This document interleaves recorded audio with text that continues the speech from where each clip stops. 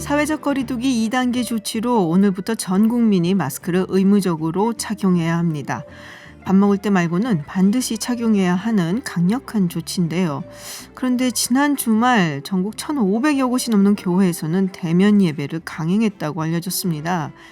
이러다 3단계로 가게 되면 모든 일상활동, 경제활동이 중단돼서 전 국민이 고통스러운 시간을 보내야만 합니다. 정부 의료정책에 반대하며 무기한 파업에 들어간 전공의들도 코로나 진료에는 참여하기로 결정한 만큼 정말 엄중한 상황입니다. 지난 2월부터 코로나 방역 조치를 따르지 않아 재판에 넘겨진 사건이 무려 300건에 달한다고 하는데요.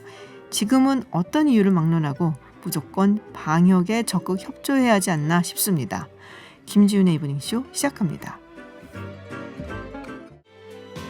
네, 서울타임즈 시간입니다. 오마이뉴스 박정호 기자 그리고 정상근 기자와 함께합니다. 어서 오세요. 안녕하십니까. 네, 유튜브 TBS FM 들어오시면 보이는 라디오로도 함께하실 수 있습니다. 저희도 이렇게 방역을 굉장히 철저하게 시작을 했어요. 네. 체온 재셨죠? 그렇습니다. 네, 들어오시기 전에 네. 체온도 쟀고 저도 쟀고 지금 여기서 저만 마스크를 벗고 있는데 네. 네, 여기 다 이미 시작하기 전에 매번 이렇게 소독을 네. 합니다. 그래서 굉장히 중간에 시간을 많이 이렇게 쓰죠. 아크릴 칸막이도. 네. 칸막이가 생겨서 좀 멀게 느껴지네요. 거리가. 가끔 우리 거리를 멀게. 두고 네. 조금 저희 사이에도 하나 세워야 될 것 같은데. 기자님은 세우고 싶었구나 여태까지. 저희는 거리가 좀 떨어져 있으니까요. 네. 마스크 꼭 쓰고 계십시오. 네. 네, 우리 모두 정말 조심하셔야 되는 게 방송국에 또 많이 다니시는 분들도 계시고 해서 진짜 조심을 하셔야 됩니다. 자, 지금 코로나19가 지금 어떻게 보면은 전 국민이 다 주목하고 있는 이슈이기 때문에 그와 파생된 이슈들이 또 네. 있죠. 특히 지금 재난지원금, 2차 재난지원금 이야기가 나오고 있어요. 근데 지금 아직까지는 결과가 명확하게 나온 건 없는 것 같습니다. 네, 지난주 금요일 서른 최고위원이 당 최고위원 네. 회의에서 처음으로 민주당 지도부 중에 2차 재난지원금 지급이 필요하다라고 얘기를 했고요. 네네. 그 이후 어제죠. 당정청 회의가 있었습니다. 여기서 코로나19 관련된 2차 재난지원금 지급 얘기가 있을 거다라고 언론들이 많이 예측을 했었는데 명확한 결론은 안 나왔습니다. 그러니까 왜 그러냐? 지금 중요한 건 방역이다. 방역이고 특히 3단계로 가느냐 안 가느냐 이게 기로에 있기 때문에 방역에 최대한 집중해서 3단계로 가지 않게 하는 게 제일 중요하고 이 이후에 그러니까 지금 보면 만약에 3단계로 간다고 하면 여기서 재난지원금 지급 준다고 하면 쓰기가 쉽지가 않잖아요. 또. 그렇죠. 네, 어디 나가서 쓰기도 그렇고 통합당이 얘기한 게 있죠. 임시 공휴일 지정하고 또 쿠폰 준다고 해서 방역을 게을리한 게 아니냐 이런 야당의 지적도 있었기 때문에 이 당정청에서는 조금 상황을 보자. 이번 주까지는 최대한 좀 보는 방향으로 가고 추세가 좀 안정화되거나 아니면 방역에서도 3단계까지 안 가는 상황이 되면 그때 아마 2차 재난지원금 지급 이 검토가 있을 걸로 보여요. 그렇군요. 이게 아무래도 재난지원금이 우리가 주어지는 이유 중에 하나가 소비 진작이 있잖아요. 네네. 근데 지금 상황에서 물론 이제 자영업자분들 굉장히 힘드시지만 소비 진작이 자칫하면은 또 나가서 돈을 쓰고 사람들이 밖으로 나갈 수 있는 그런 단초가 될 수도 있지 않을까라는 고민들 좀 하는 것 같아요. 그래서 아직은 좀 기다려보자라는 입장이 그래서 나온 것 같은데 지금 홍남기 경제부총리 같은 경우는 1차 지급 때에도 이렇게 처음부터 찬성한 입장은 아니었어요. 근데 이번에도 여전히 좀 저하는 모습인데 2차 재난지원금을 주려면은 100% 국채 발행으로 해야 된다라고 말을 했단 말이에요. 네. 이게 이제 어떤 의미인지 조금 설명을 해주셨으면 좋겠는데요. 일단 홍남기 부총리가 오늘 국회 예산결산특별위원회에 네. 출석을 했는데 여기서 이제 최근 이슈가 되고 있는 2차 재난지원금과 관련해서 이번 주까지 상황을 보고 경제 추이를 감안해서 판단해야 한다라고 네네. 얘기를 했습니다. 그러면서 아직 논의가 깊이 있게 이루어지지 않았는데 2차 재난지원금은 1차 때와 같은 형태로 이루어지기는 어렵다고 생각한다 이렇게 얘기를 했어요.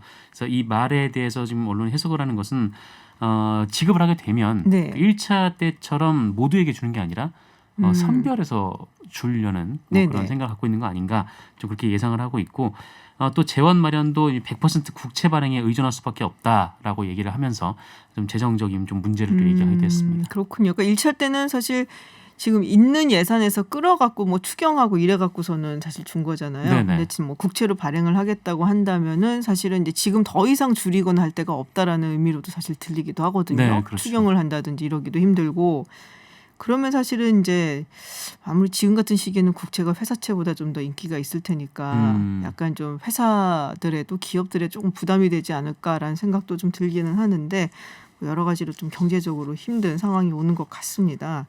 자, 그리고 시대전환의 조정원 의원 공무원 임금을 삭감해서 지원금을 주자라는 이야기를 했어요. 그래서 주말 사이에 좀 논란이 된 것 같은데 네. 근데 공무원도 급이 다르잖아요. 네, 9급 공무원과 1, 2급 공무원은 네. 굉장히 다르지 않습니까? 그러니까 이 조 의원이 네. 자신의 페이스북에 공무원 월급 삭감으로도 약 2조 6천억의 재원이 생긴다. 그러니까 따박따박 월급 받는 사람들은 느낄 수 없는 두려움과 공포가 코로나 경제 위기다라고 하면서 공무원들이 좀 월급 삭감해서 그 재원으로 사람들 도와야 된다 이런 얘기를 했거든요. 근데 페이스북에 반대하는 글들이 많이 올라왔더라고요. 자신을 지자체 8급 2호봉 공무원이라고 밝힌 누리꾼은 20일 날 들어온 기본급은 150만 원 정도다. 식대비며 다른 순환까지 받으면 180만 원 정도 받는다. 건강보험료는 올랐고 올해 들어 월급이 조금씩 주는 느낌인데 여기서 20% 감액을 말할 수 있냐라는 지적을 했고요. 뭐 공무원이라는 이유로 다 희생하고 포기해야 하냐 이런 의견도 달았습니다. 그리고 뭐 일반 공무원 월급을 20% 줄이면 당장 식비도 모자란다 이런 누리꾼도 있었고요. 네네. 그리고 현재 코로나의 경무에 시달리는 공무원이 많은데 임금 삭감에 동의할 수가 없다 이런 누리꾼의 의견도 있었습니다. 그래서 조정훈 의원 같은 경우는 어떻게 보면 지금 여러 가지 아이디어 차원에서 얘기를 좀 하고 있는 것 같은데 공무원 임금 20% 삭감은 공공부문 전체 총액을 말씀드린 거다라고 오늘 다시 또 해명을 했고요.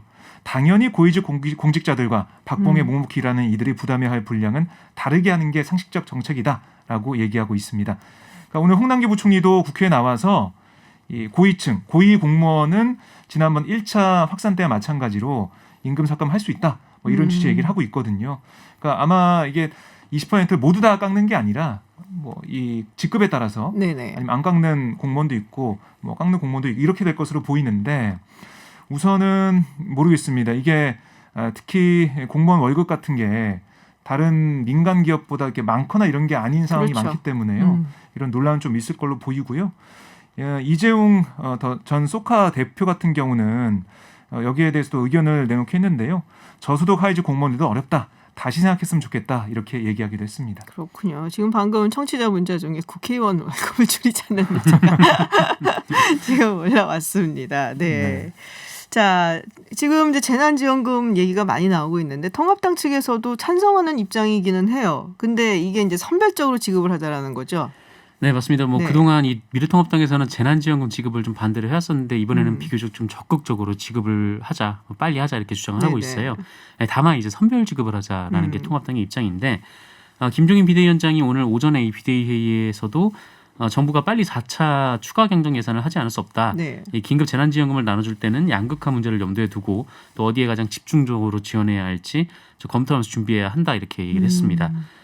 그러면서 만약에 사회적 거리두기 3단계가 격상이 된다면 이 자영업자 소상공인 이런 분들의 이 생계 문제가 심각할 것이다 라면서 이분들에게 집중적으로 이 재난지원금이 지급되지 않으면 양극화는 더 벌어질 수밖에 없다 이렇게 얘기를 하기도 했습니다. 근데 이낙연 후보도 그런 비슷한 이야기를 한 것 같아요. 지금 뭐 지급을 지난번처럼 일괄적으로 하기보다 조금 더 힘든 분들한테 좀 더 많이 주는 두텁게 네네. 드리는 그런 방식을 택하자는 얘기를 얼핏 제가 언론에서 들어오기 직전에 봤는데 이재명 지사는 전 국민에게 줘야 된다. 벌써 이제 딱 다르네요. 네, 굉장히. 네. 그렇죠. 네, 계속 이재명 지사는 일괄되게 주장했던 그런 부분이죠. 전 국민에 줘야 된다. 3개월 내에 소멸하는 지역 화폐로 30만 원씩 모든 국민에게 지급하는 게 적당하다라고 얘기하고 있어요. 그러니까 왜 그러냐? 그러니까 예전에 논란이 됐을 때도 이런 주장을 했었는데요. 그러니까 세금을 내는 그러니까 재원 마련에 기여하는 국민은 빼고 재원 기여도가 낮거나 없는 국민만 이렇게 돈을 준다는 것은 평등 원칙에 반한다. 헌법상 맞지가 않다라고 얘기를 하고 있고요.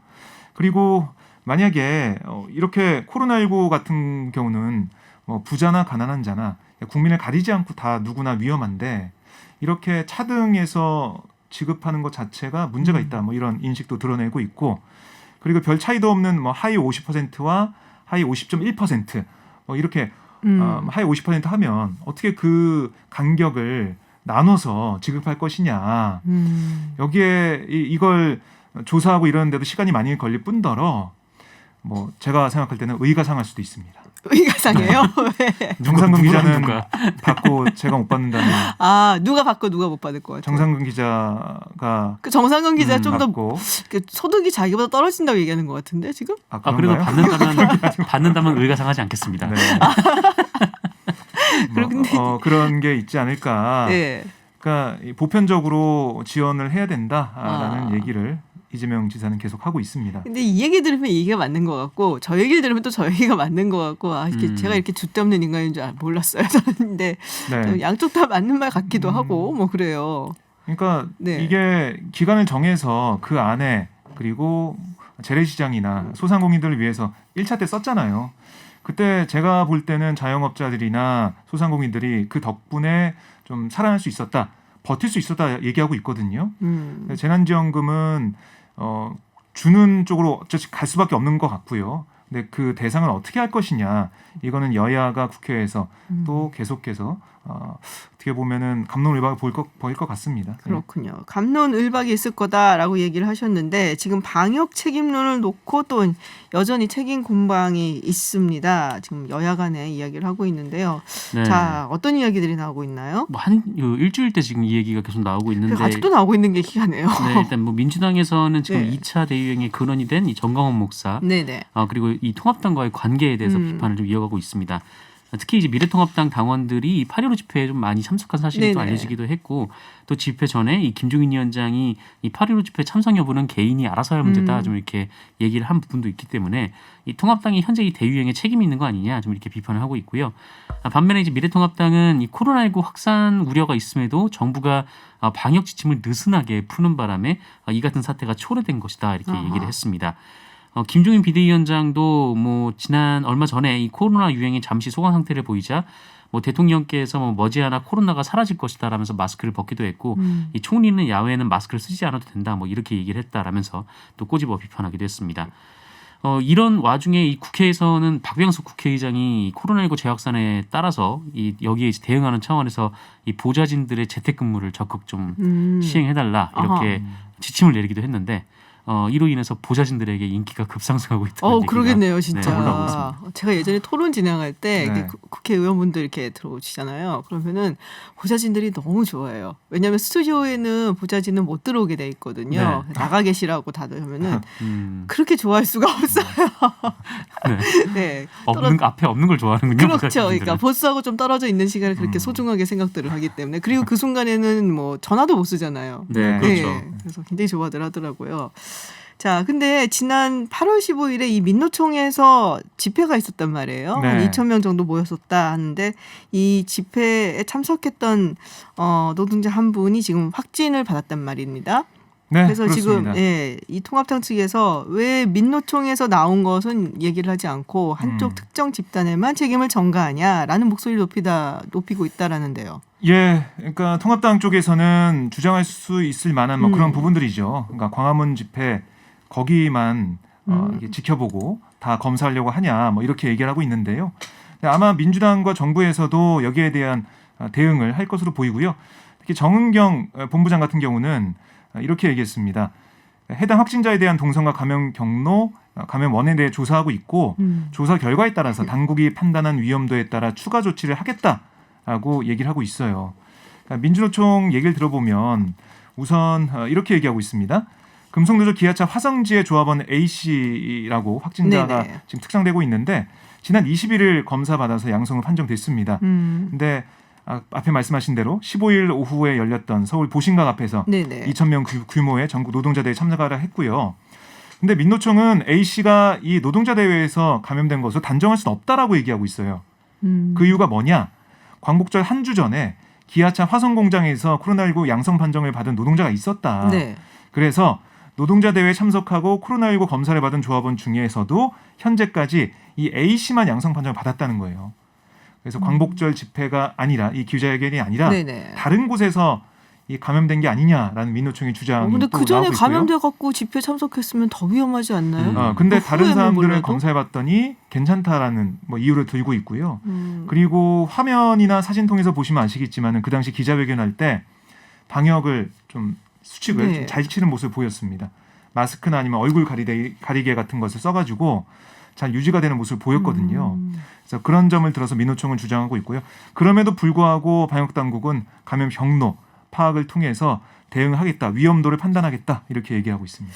네, 뭐 아니 뭐 이게 마스크나 이런 걸 다 잘 했겠지만 네, 어쨌든 지금 같은 시점에는 많이 모이지 않는 게 사실은 급선무이기 때문에 이런 시점에서는 그 누구도 사실 그런 대규모 집회는 좀 안 하는 것이 좋지 않겠나라는 생각이 좀 들긴 하네요. 자, 그런데 이 와중에 정광훈 목사가 보수 유튜브 방송에 전화 인터뷰를 했다고. 네. 네.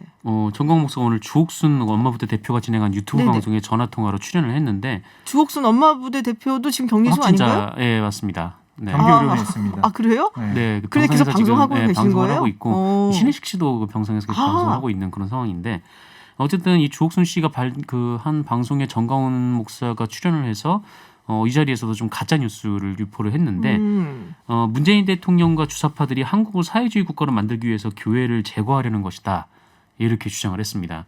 네. 사회주의 국가를 만들려면 굳이 이렇게 어려운 방식을 쓰지는 않았을 것 같긴 한데. 네.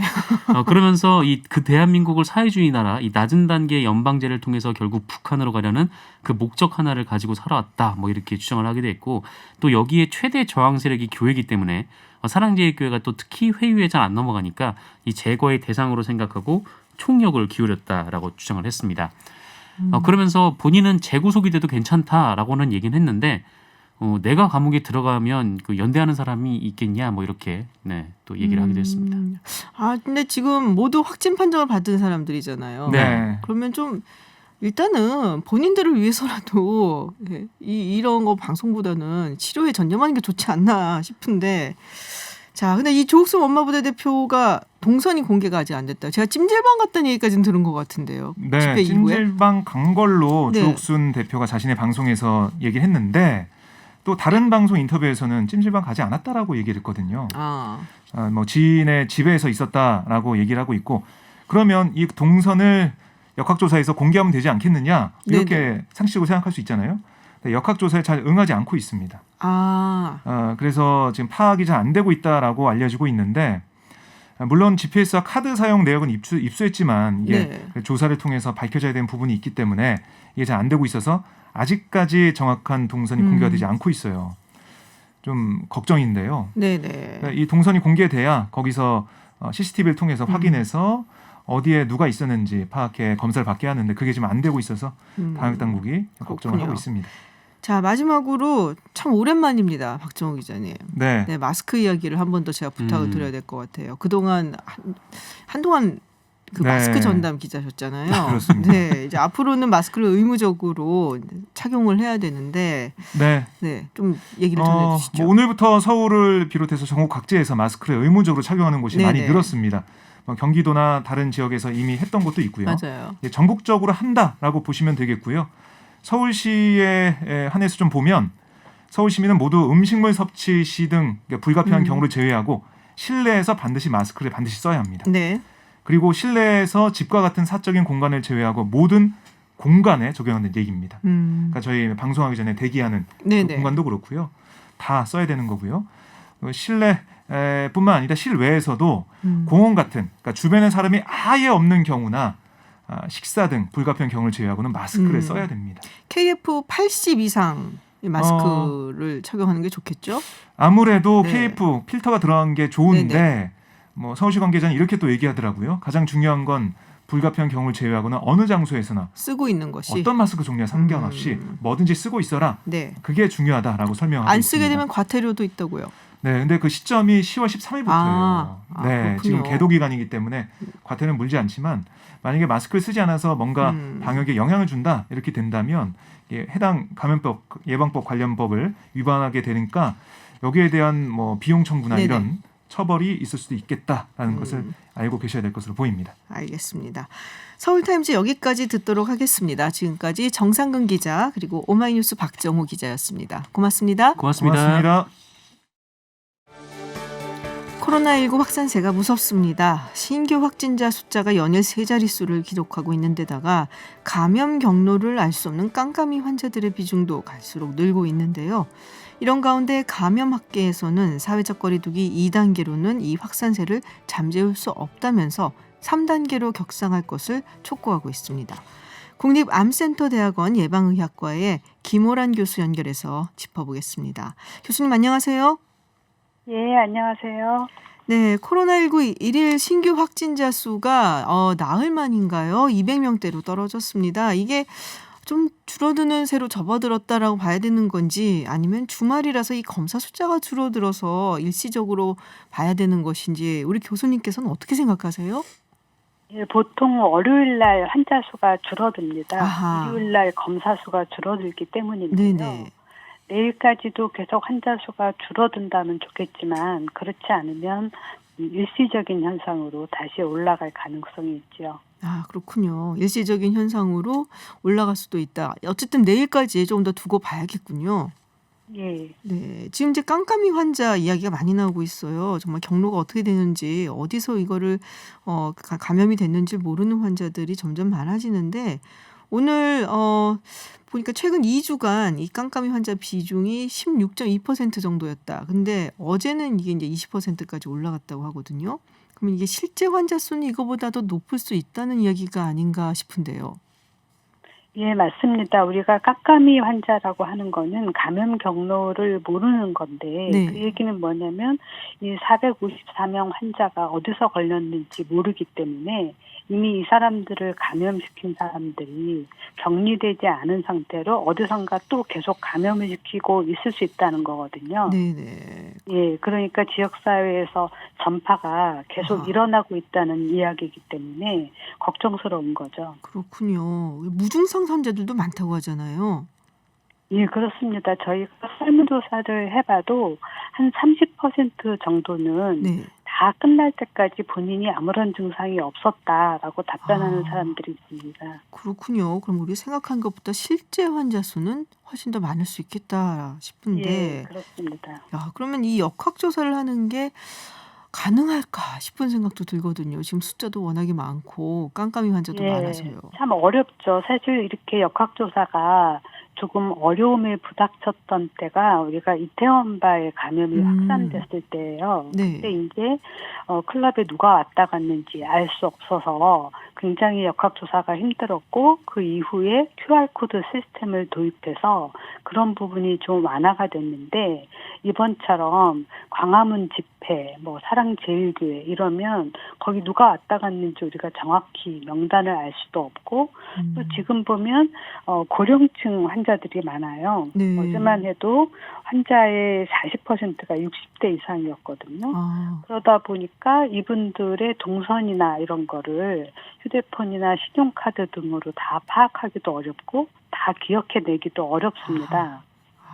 그렇군요.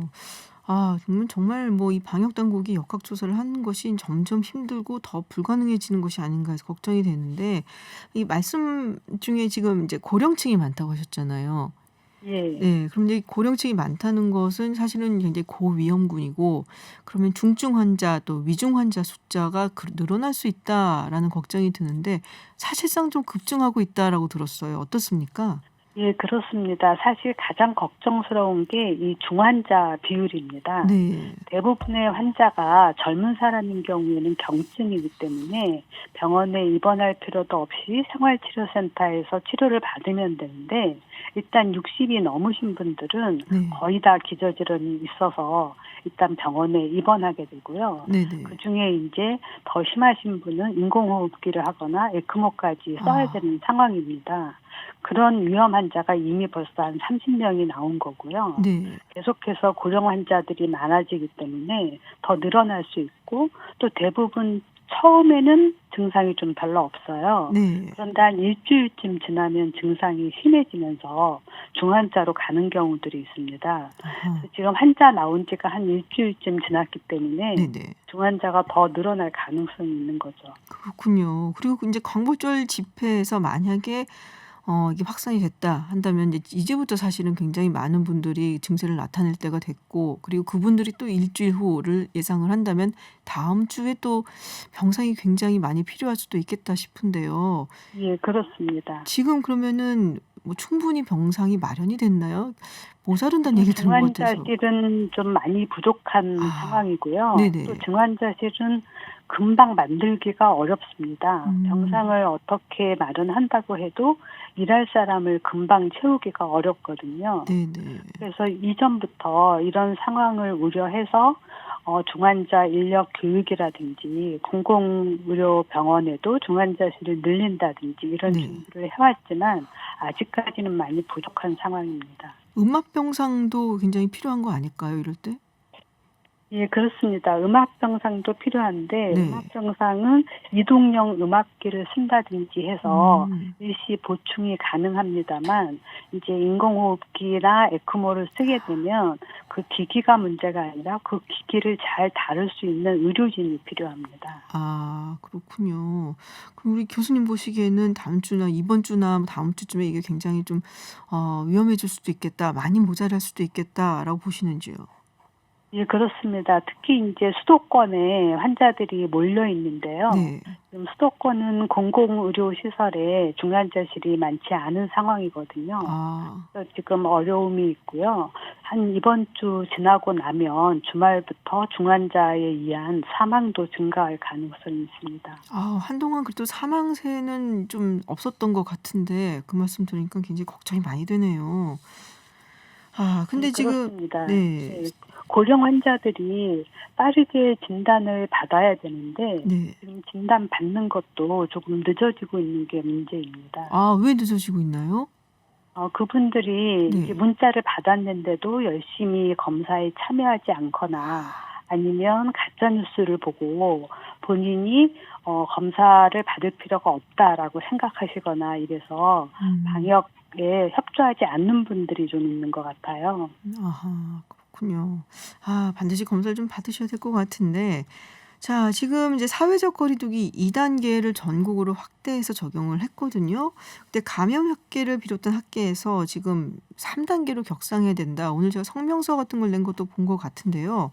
교수님께서는 어떻게 보세요? 예, 일단 이제 전국으로 네. 사회적 거리두기 2단계를 실시한 게 오늘부터거든요. 네네. 어제 발표를 했기 때문에. 그래서 바로 3단계로 올리는 거는 너무 빠른 것 같고요. 일단 이제 이렇게 사회적 거리두기를 올리면 효과가 나타나려면 한 1, 2주 걸립니다. 네네. 그리고 지금 오늘 서울시에서 마스크 착용을 의무화했고 지금 17개 지자체 중에 10개에서 마스크 착용을 의무화했다고 하거든요. 네. 마스크 착용을 열심히 하고 국민들이 2단계의 사회적 거리두기만 열심히 한다고 하더라도 지금부터 더 확산되는 건 막을 수 있을 거라고 봅니다. 그렇군요. 그럼 지금 당장 3단계로 격상하는 필요까지는 없다. 조금 더 기다려봐도 된다라는 말씀이시군요. 예, 왜냐하면 3단계로 격상하면 당연히 환자는 줄어들겠지만 그거에 따른 비용이 너무나 많이 들죠. 당장 내일부터 일하지 말아라라는 이야기를 들어야 되는 사람이 몇백만 명이 될 거거든요. 네네. 그렇군요. 지금 저희 청취자 문자 중에 아까 말씀하셨던 에크모에 대해서 궁금하신 분이 계세요. 이게 이제 굉장히 중환자인 경우에 사실은 의지하는 시스템인 거죠? 그렇습니다. 체외 순환기라 그래서 네. 우리 몸 안에서 폐에서 산소를 다 공급하지 못하기 때문에 아하. 몸의 피를 전부 바깥에 기계로 돌려서 아이고. 산소를 넣어서 다시 몸에 넣어주는 거거든요. 그럼 굉장히 위급한 상황에 우리가 이제 사용하는 의지하는 수단이다라고 볼 수가 있을 것 그렇습니다. 같은데요. 예. 자, 우리 교수님께서 말씀하셨던 것처럼 이제 마스크를 모두 다 착용을 하고 그리고 2단계에서 우리가 여기서 잡을 수 있을지 좀 봐야 된다라고 하셨는데 이 KF80이나 94, 이 좀 약간 높은 마스크죠. 이 마스크를 찾는 분들이 좀 더 많이 늘어나고 있거든요. 사실 그동안 좀 더워서 이 비말 차단용 마스크를 쓰시는 분들도 많았는데요. 비말 차단 마스크는 그러면 효과가 없을까요? 그렇지 않습니다. 오히려 숨쉬기 힘든 KF94 같은 마스크를 쓰고 네. 자꾸 만진다거나 코 밑으로 내렸으면 효과가 떨어집니다. 그래서 그렇군요. 비말 차단 마스크나 천으로 된 마스크라도 꼭 깨끗하게 코와 입을 잘 가리고 쓰는 것이 더 효과가 좋습니다. 그렇군요. 꼭 코와 입을 다 가리는 것이 포인트군요. 그렇습니다. 우리 턱스크라 그러거든요. 이렇게 끼고서는 귀에 맞아요. 걸고, 예, 네. 턱에다가 걸고, 네, 그거는 이제 아무 소용 없는 거잖아요. 그렇죠. 오히려 자꾸 그렇게 내렸다 올렸다 하면서 만지게 되면 아하. 감염 위험이 높아지죠. 아, 그렇군요. 근데 개인 방역이 정말 중요한 시기잖아요, 교수님. 우리 마지막으로 우리 청취자들께 한 말씀 좀 부탁드릴게요. 예, 지금 2단계냐 3단계냐 하면서 굉장히 우리나라 방역에 절체절명 위기 상황입니다. 국민들께서 열심히 사회적 거리두기에 참여해 주시고 주변 사람들도 격려해 주셔서 위험한 3단계까지 가지 않을 수 있도록 해 주시면 좋겠습니다. 네, 국민들도 함께 참여해서 개인 위생, 개인 방역 열심히 해서 3단계까지 가지 않도록 했으면 좋겠다라는 말씀 해주셨습니다. 네, 교수님 오늘 말씀 여기까지 듣도록 하겠습니다. 고맙습니다. 예, 감사합니다. 네, 지금까지 김호랑 국립암센터대학원 예방의학과 교수와 말씀 나눴습니다. 네, 자투리 뉴스까지 전달하는 뉴스 더 있습니다. 시간입니다. 방송인 박철민 씨와 함께합니다. 어서 오세요. 안녕하세요. 박철민입니다. 네, 유튜브 TBS FM 들어오시면 보이는 라디오로도 함께하실 수 있습니다. 저희 청취자분 이제 3803번님께서 네. 뭐든 좋으니까 마스크를 끼고 다녀야 된다. 거리 다니면은 아직도 안 끼는 분들이 있는가 봐요. 저는 사실 요새는 다들 끼고 있었는데 예. 보면은 네, 모두 마스크를 껴야 된다고 홍보를 해달라, 절실하다라는 말씀 보내주셨습니다. 우리 박철민 씨도 마스크를 끼시고. 네, 하셨어요. 이제는 마스크 안 끼면 네. 또 이제 벌금도 물어야 되고 맞아요. 좀 심각하니까 약간 개인 방역도 철저히 네, 해주셔야 되고요. 역적되는 분위기기도 하고 맞습니다. 꼭 본인을 위해서라도 썼으면 합니다. 예. 첫 번째 소식 전해주시죠. 첫 번째 소식. 아직도 이런 일이입니다. 어디서 또 그런 일을 하고 있는 겁니까? 네. 어제였습니다. 서울에서 200개가 넘는 교회가 현장 예배를 하다 적발됐습니다. 아, 네. 현장니까 그 비대면 온라인 예배가 아니라 모여서 집회를 한 거죠. 그렇습니다. 네. 아, 참. 지금 서울과 수도권 일대뿐만 아니라 뭐 지방에 있는 지자체들도 네. 종교시설 집합 제한 명령을 내렸지 않습니까? 네네. 그럼에도 불구하고 20명 이상이 모인 교회가 서울에서만 17곳이 적발됐고요. 아, 그보다 적었던, 그러니까 20명 미만이 모인 곳이 214곳이 있었다고 합니다. 그렇군요. 이렇게 적발되면 어떻게 되나요? 그 교회들은? 행정 조치를 할 예정인데요. 그럼 서울시가 폐쇄되는 거예요? 뭐 폐쇄를 할 수도 있고 뭐 상황에 따라서 네. 조금씩 다른 조치를 할 수 있을 것으로 보입니다. 해당 자치구와 함께 이들 교회 위반 내용을 서울시가 상세히 조사해서 추후 행정 조치를 할 방침이라고 하고요. 네네. 또 20명 미만의 소규모 예배를 한 교회들은 그냥 그 자리에서 현장 해산 조치 정도만 행정 조치를 했다고 합니다. 일종의 훈방. 네, 그렇습니다. 근데 이때 현장에 왜 이렇게 많은 사람들이 모였을까 알아봤더니 네. 20인까지는 대면 예배를 해도 된다더라라는 잘못된 아. 지침을 전달받은 교회도 있었다고 합니다. 아, 그래요? 그리고 또 개중에는 비대면 예배를 보기 위해서 스태프들이 현장에 있었던 것이죠. 그래서 이런 위반 사항에 대해서는 말씀하신 것처럼 훈방 조치했다고 하고요. 서울시가 시내 교회 7천여 곳 중에서 대면 예배 우려가 있는 약 3,900곳에 대해 조사를 벌였는데 네. 이 중에 한 214곳이 적발을 된 네네. 거고 오는 일요일 8월 30일에도 현장 점검을 확대 실시할 예정이라고 합니다. 또 부산에서도 1,700여 곳이 있었는데 1,700여 곳 중에서 270곳이 네네. 적발이 됐고요. 충남에서도 3,100곳 중에서 750여 곳이 또 아. 행정명령을 위반하고 대면 예배를 강행했습니다. 특히나 또 부산 기독교 총연합회는 예배라는 것이 우리의 생명인데 지금 행정명령은 종교 자유를 명시한 헌법 기본권을 침해하는 조처라고 말하기도 했었죠. 근데 다른 이들의 생명도 있으니까 네, 좀 잘 지켜줬으면 하는 그런 마음입니다. 네. 두 번째 소식 전해주시죠. 속지 말자 메신저 피싱입니다. 메신저 피싱. 네. 우리 박사님께 네. 신뢰되는 네네. 질문을 하나 드리려고 하는데요. 뭔데요? 아드님께서 메신저로 네. 엄마 나 직업 잃어버렸는데 휴대전화도 고장났고 네. 당장 돈 필요하니까 신용카드하고 신분증만 보내줘라고 톡을 해오면 어떻게 하시겠습니까? 뭐라도 톡을 해오면 고맙겠네요. 중3이라 갖고 연락이 안 돼요, 잘. 네. 아니 그렇다면은 이거 그러면 피싱 당하실 수도 아니요, 있겠는데요. 근데 내용이 뭐 우리 애가 보낼 만한 내용은 전혀 아니기 때문에 예. 피싱이네요, 이거는. 네. 여기다가 뭐 더해서 계좌번호도 알려주세요, 비밀번호 말도 안 알려주세요. 되죠. 그러면 이건 무조건 의심하셔야 말도 안 되고요. 되죠. 몇 개의 개인 정보만 있으면 제3자가 돈을 가로챌 수 있는 보험 약관 대출을 이용한 메신저 피싱이 늘고 있다고 합니다. 보험 약관 대출을 이용한 메신저 피싱? 네. 보험 약관 대출이 뭐예요? 이게 보험료 담보 대출이라고도 하는데요. 네. 가입자가 납입한 보험료 내에서 해지 환급금이라는 게 이제 걸려 있는데 이거를 담보로 해가지고 이 해지 환급금의 70에서 80% 정도 범위에서 수시로 대출을 받을 수 있는 제도입니다. 그런 게 있었어요? 네, 이런 게 있다고 하네요. 그래서 대출 절차가 간편하고 네. 또 이자도 비교적 낮은 편인데다가 음. 본인일 경우에 주민등록증이랑 보험증권 혹은 가장 최근에 낸 보험료 영수증만 있으면 보험회사 환급 창구에서 대출을 아하. 받을 수 있다고 해요. 이게 이제 요새 안 보고 하는 은행 거래가 많고 하니까 이런 게 더 많은 것 같은데 맞습니다. 피해 사례도 그럼 많나요? 네, 이 비대면 금융거래가 좀 네. 활성화되다 보니까 만들어지는 것 같은데 주요 보험사에 최근 4개월간 접수된 약관 대출 피해 건수 27건이라고 하고요. 피해 금액만 4억 3,500만 원에 이르고 있습니다. 많지도 피해자. 않네. 네네. 그러니까 되게 많네요. 그러니까 적지도 않네요. 이거 그렇죠. 4억 5천만, 네, 3천만 이게 원이요? 4개월간 접수된 네. 거니까 한 달에 한 1억 걸로 피해 금액이 네. 발생한 거라고 그러니까요. 생각할 수 있겠죠.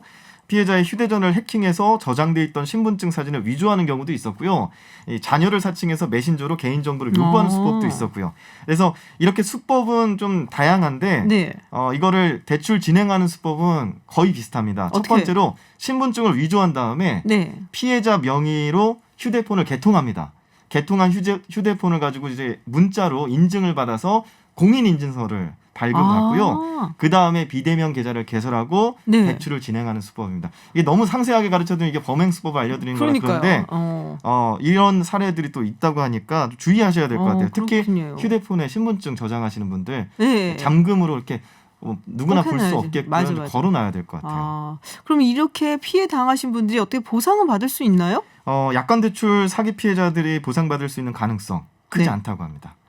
왜요? 메신저 근데? 피싱 피해 보상과 관련한 네. 법제도나 규정이 체계적으로 없는 것도 있고요. 음. 금융감독원 관계자들이 어떻게 얘기를 하냐면 피해자들의 과실이 있기 때문이다라고. 무슨 과실? 그러니까 피해자들이 이런 그 개인 정보를 알려준 것 자체가 과실이기 때문에 이걸 또 구제하기는 어렵다. 아들인 줄 알고 알려줬는데.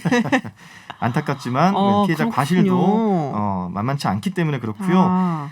그리고 또 금융회사들한테 이 또 책임을 전가해야지 보상을 받을 수 있는 건데 네. 책임을 어디까지 물어야 될지가 관건이라고 하고 관련 보상 방안을 차근차근 마련하겠다라는 게 금융감독원 관계자의 이야기입니다. 또 보험업계에서도 이런 걸 예방하기 위한 제도들을 만들고 있는데요. 네. 만약에 이제 고객이 비대면으로 휴대전화 번호를 바꾸거나 등록한 계좌를 변경하게 되면 콜센터 직원이 직접 전화해서 지금 바꾸신 거 맞습니까? 네네네. 라고 확인 전화를 하는 방법 등으로 예방을 하고는 있다고 합니다. 그렇군요. 예. 근데 이게 참 범죄 수법이 점점 발전하잖아요. 그러니까 이거를 규제하고 법적으로 금지시키고 처벌을 하는 조항들이 발전한 속도보다 사실은 먼저 역사적으로 늘 그래왔거든요. 그렇죠. 네, 그래서 피해 보신 분들 참 마음이 좀 안타깝습니다. 네.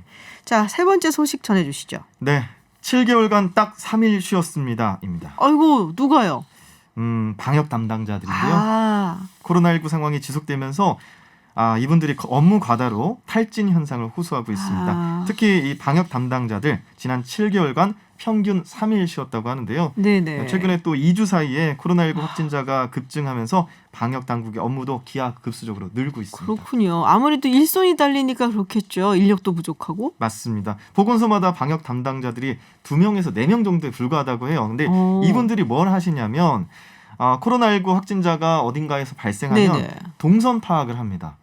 동선 파악을 하기 위해서 확진자가 들렸던 그 현장을 가서 CCTV로 동선 직접 확인하고 또 방역을 위한 조치도 해야 되고 그걸 또 기록하고 우리 국민들한테 알려야 되지 않습니까? 많네요. 하시는 일들이. 너무 많은 거죠. 아이고. 네, 그래서 서울시가 관내에 코로나19 확진자 급증이 심상치 않으니까 25개 모든 자치구에 이 역학조사 인력 80여 명을 일단 추가 배치를 했는데 네. 사실 80명을 25개 자치구로 나눠봤자 2명 정도, 그러네요. 2명에서 3명 정도밖에 안 돼요. 그래서 이런 것도 좀 문제가 되는 것 같습니다. 그렇군요. 근데 민원이 그렇게 늘어나서 더 힘들다면서요. 네, 이게 정말 딜레마에 빠지는 민원인데요. 어떤 쪽에서는 빠른 동선 공개 요구. 그러니까 동선을 빨리 알려달라. 근데 어떤 쪽에서는 우리 상호 알려주지 마세요. 이 건물에 확진자 방문한 거 왜 알려주세요. 이런 그렇죠. 식의 또 딜레마에 빠지는 민원들이어서 이분들이 좀 고충이 이만저만이 아닙니다. 그렇겠네요. 자, 마지막 소식 전해주시죠. 네, 마지막 소식은요. 자영업자 생계도 심각인데요. 아, 식당이나 PC방 등을 운영하는 자영업자들이 그야말로 요즘 패닉 상태입니다. 기업 회식은 물론 가족 단위 회식도 급감하고 있고요. 네네. 또 시민들이 집단 감염 우려에 외출을 극도로 자제하고 있어서 일부 식당들은 사실상 개점 휴업 상태라고 합니다. 그러니까 워낙 뭐 힘든 상황이었는데 지금 좀 나아지려나 했는데 다시 이렇게 닥쳐서 더 힘들지 않을까 싶어요. 네, 이제 가장 좀 큰 타격을 받고 있는 곳들이 이 12개 고위험 시설들인데 네네. 여기에 이제 포함되는 게 PC방도 있고요. 노래방도 있고요. 아하. 유흥주점 있고요. 그런데 이제 PC방 같은 경우에도 영업 정지가 한 달이 될지 두 달이 될지 몰라서 생계가 막막하니까 네. 이제 폐업 수순을 밟고 있는 아이고. 그런 곳들도 있다고 하더라고요. 그리고 또 어떤 곳은 뷔페였는데 네네. 일반 식당처럼 운영을 해서 이제 직원들이 직접 음식을 가져다 주는 방식으로 영업의 형태를 바꾸면서 이제 뷔페 방식을 이제 고수하지 않고 네네. 다른 방식으로 좀 바꿔서? 운영을 하는 그런 오. 방식으로도 하고 있다고 하더라고요. 뷔페가 이게 이제 위험군이 되니까. 예, 근데 사실 뷔페는 가서 떠먹는 재미거든요. 그렇죠. 네. 음, 근데 이렇게 이제 물론 뭐 그래도 영업을 그래도 하면은 여러 가지 음식이 있는 곳에서 우리가 뭐 즐길 수 있다 뭐 이런 건 있겠지만은 음.